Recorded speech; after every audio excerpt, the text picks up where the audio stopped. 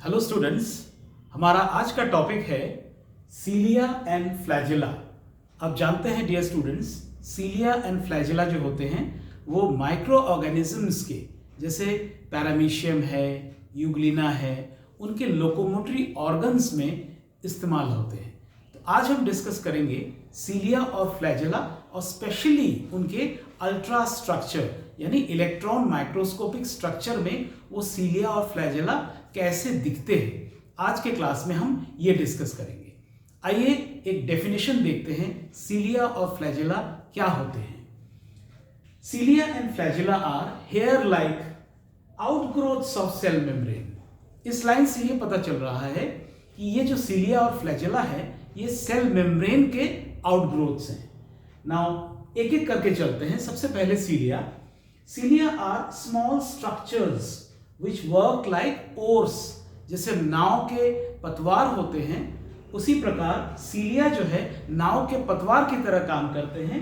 They are small structure which work like oars causing movement of either the cell or the surrounding fluid.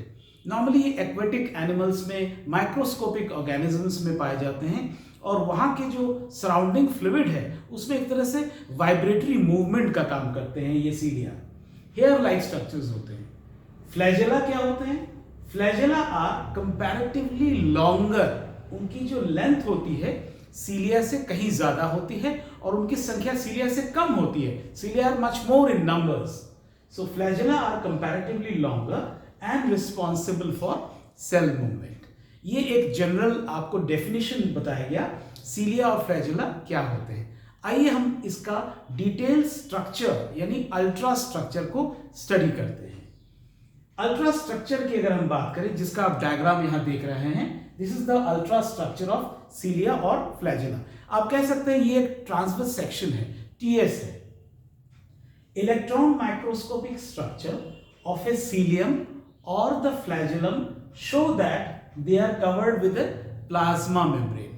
अगर इसको हम transverse section को देखें, study करें, सीलिया के ट्रांसवर्स सेक्शन है ये, तो आप देख सकते हैं पूरा का पूरा जो स्ट्रक्चर है वो प्लाज्मा मेम्ब्रेन से घिरा हुआ है। It is surrounded by plasma membrane, यानी जो आउटरमोस्ट पार्ट है वो क्या है? वो प्लाज्मा मेम्ब्रेन है, राइट। देयर कोर का मतलब क्या होता है? जो सेंट्रल पार्ट होता है उसे हम कहते हैं core. There core is called axoneme. ये जो प्लाज्मा मेम्ब्रेन के अंदर का जो स्ट्रक्चर है, कोर जो स्ट्रक्चर है, सेंट्रल पार्ट है, उसको हम कहते हैं एक्सोनीम। अब देखते हैं एक्सोनीम के अंदर क्या क्या स्ट्रक्चर्स पाए जाते हैं, which is very interesting. Their core is called axoneme. It possesses a number of microtubules running parallel to the axis. यानी ये आप ट्रांसवर्स सेक्शन देख रहे हैं, यहां पर इस पूरे स्ट्रक्चर को, जो कोर है सीलिया का या फ्लैजेलम का, उसको हम कहते हैं एक्सोनीम। और इसके अंदर क्या है? माइक्रोट्यूब्यूल्स हैं। ये सेक्शनल व्यू है इसलिए आपको सर्कुलर स्ट्रक्चर्स नजर आ रहे हैं। असल में ये इस तरह के लंबे लंबे स्टिक लाइक स्ट्रक्चर्स होते हैं, तो इन्हीं को हम कहते हैं माइक्रोट्यूब्यूल्स। सो एक्सोनीम के अंदर क्या पाया जाता है? आपके माइक्रोट्यूब्यूल्स पाए जाते हैं, ये ध्यान में आपको रखना है। Their core is called axoneme which possesses a number of microtubules running parallel to the long axis. जैसे मैंने बताया ये सारे पैरेलल रन करते रहते हैं, axoneme. Now, the axoneme usually has 9 pairs of doublets. अब यहां पर ध्यान देकर आप देखेंगे, ये जो एक्सोनीम है इसके अंदर तो माइक्रोट्यूब्यूल्स है। ये जो माइक्रोट्यूब्यूल्स है इसका अरेंजमेंट बहुत ही स्पेसिफिक होता है। क्या स्पेसिफिसिटी है इसकी? The axoneme usually has 9 pairs of doublets. अब देखते हैं 9 पेयर ऑफ डबलेट्स क्या है।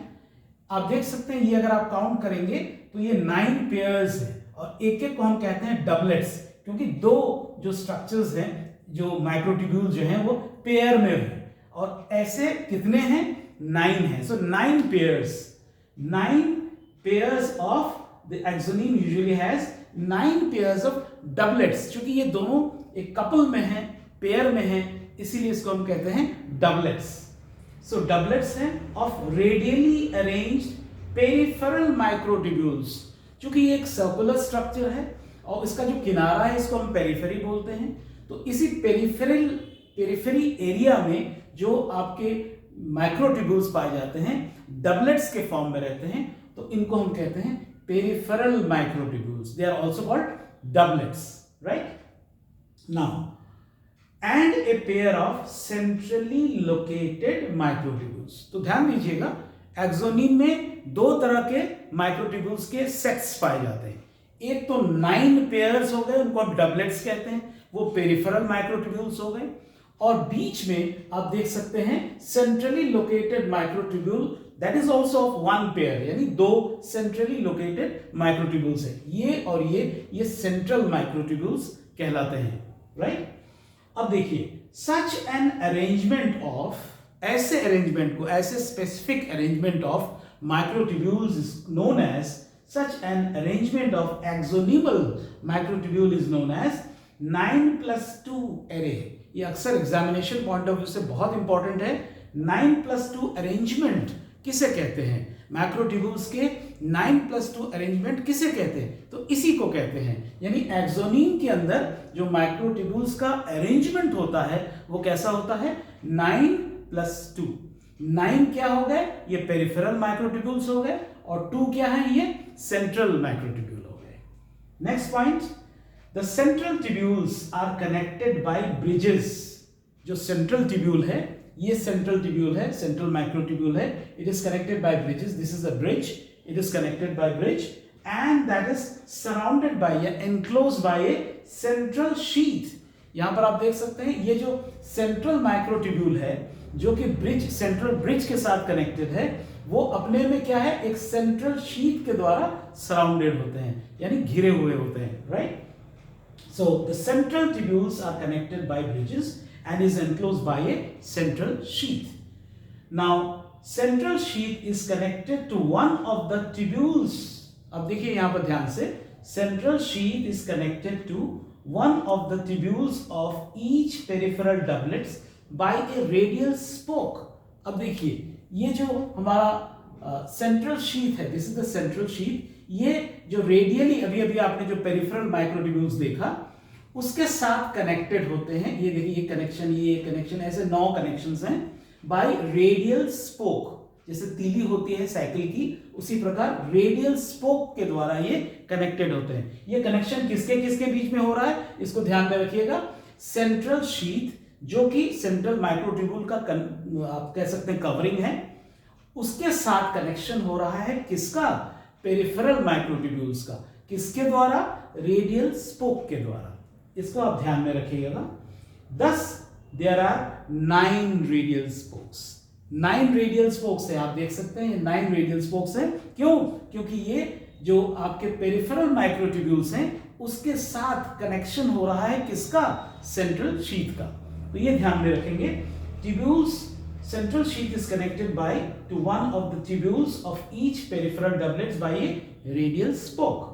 Now thus there are 9 radial spikes.